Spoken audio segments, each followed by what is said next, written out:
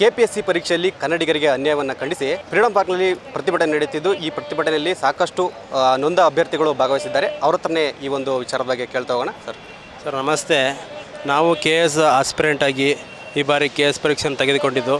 KS aspirant ಆಗಿ ನಾವು 2024 August 28ನೇ ತಾರೀಕಂದು KS ಎಕ್ಸಾಮನ್ನು ಬರೆದಿವಿ sir. ಅದರಲ್ಲಿ ಏನಂತ ಅಂದರೆ ಸುಮಾರು 30ಕ್ಕಿಂತ ಹೆಚ್ಚು ಪ್ರಶ್ನೆಗಳಲ್ಲಿ ಭಾಷಾಂತರ ತುಡುಕನ್ನು ಕಂಡಿತ್ತು.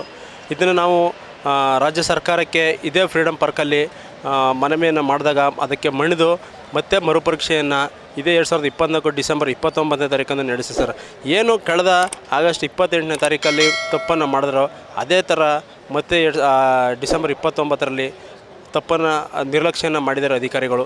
ಈ ಥರ ಇದು ಕರ್ನಾಟಕದಲ್ಲಿ ಕನ್ನಡವೇ ಸಾರ್ವಭೌಮ ಅಂತಕ್ಕಂಥದ್ದು. ಹಾಗಾದರೆ ನಾವು ಆಂಗ್ಲ ಭಾಷೆಯನ್ನು ಪರಿಗಣಿಸಿದರೆ ಕನ್ನಡ ಸಾಹಿತ್ಯ ಪರಿಷತ್ ಏನಬೇಕು, ಮತ್ತು ಹಲವಾರು ಕನ್ನಡ ಸಂಘಟನೆಗಳು ಏನಕ್ಕೆ ಬೇಕು?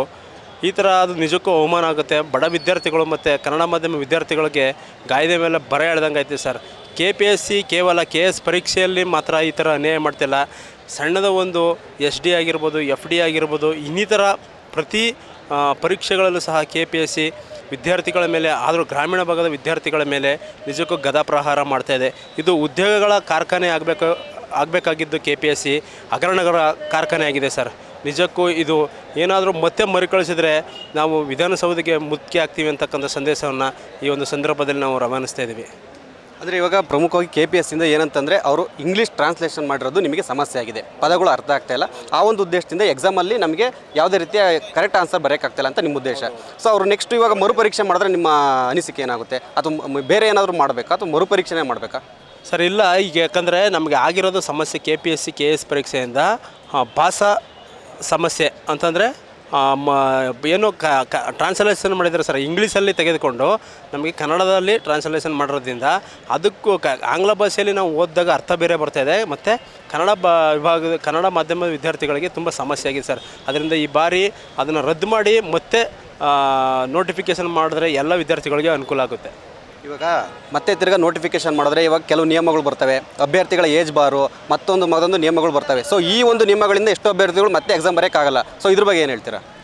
ಇದಕ್ಕೆ ಸರ್ಕಾರವೇ KPSCನೇ ಅಧ್ಯಕ್ಷರೇ ಅದಕ್ಕೆ ಕಾನೂನು ಕ್ರಮವನ್ನು ತೆಗೆದುಕೊಂಡು ಅವ್ರಿಗೆ ಒಂದು 2 ವರ್ಷ ಆಗಿರ್ಬೋದು ಅಥವಾ ಇದಕ್ಕೆ 3 ವರ್ಷ ಆಗಿರ್ಬೋದು ಏಜ್ ರಿಲ್ಯಾಕ್ಸನ್ನು ಕೊಡಬೇಕು ಅಂತ ಸರ್ ನಾವು ಕೇಳ್ಕೊಳ್ತಿದ್ದೀವಿ ಅಭ್ಯರ್ಥಿಗೆ. ಇವಾಗ ಒಟ್ಟಾರೆ ಅಂತಂದರೆ ನಿಮಗೆ ಮರುಪರೀಕ್ಷೆ ಏನಾದರೂ ಮಾಡಲಿ, ನಮಗೆ ಒಟ್ಟು ನ್ಯಾಯ ಸಿಗಬೇಕು ಅನ್ನೋದು ನಿಮ್ಮೊಂದು ಉದ್ದೇಶ. ಖಂಡಿತ ಸರ್, ಖಂಡಿತ ಮರುಪರೀಕ್ಷೆಯನ್ನು ಮಾಡಿ. ಯಾಕಂದರೆ ಯಾರೋ ಒಂದು 2,000 ಮತ್ತು 3,000 ವಿದ್ಯಾರ್ಥಿಗಳಿಗಿಂತ ಲಕ್ಷಾಂತರ ವಿದ್ಯಾರ್ಥಿಗಳಿಗೆ ಅನ್ಯಾಯ ಆಗಿದೆ ಸರ್. ಹಾಗಾಗಿ ಮರುಪರೀಕ್ಷೆಯನ್ನು ಮಾಡಿದ್ರೆ ಆ ವಿದ್ಯಾರ್ಥಿಗಳಿಗೂ ಸಹ ಅನುಕೂಲ ಆಗುತ್ತೆ. ಯಾಕಂದರೆ ಕಳೆದ ಬಾರಿ ನಾವು 2014 ಇರ್ಬೋದು, 17 ಇರ್ಬೋದು, 20 ಕೋವಿಡ್ ಸಂದರ್ಭದಲ್ಲೂ ಸಹ KS ಪರೀಕ್ಷೆಯನ್ನು ಬರೆದಿದ್ದೀವಿ.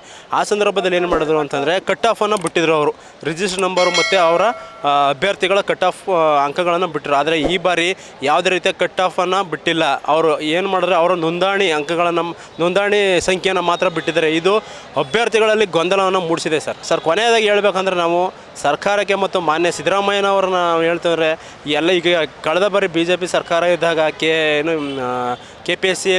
KSPಲಿ ಸಬ್ ಇನ್ಸ್ಪೆಕ್ಟರ್ಗಳದ್ದು ಪರೀಕ್ಷೆಯಲ್ಲಿ ಹಗರಣ ನಡೆಸಿ ಸರ್. ಅದಕ್ಕೆಲ್ಲ ನ್ಯಾಯ ಕೊಡಿಸಿದ್ದಾರೆ. ಮತ್ತು VA ಎಕ್ಸಾಮ್ನ ಕರ್ನಾಟಕದಲ್ಲಿ ಮೊದಲ ಬಾರಿಗೆ ಎಕ್ಸಾಮನ್ನು ತಂದಿದ್ದಾರೆ.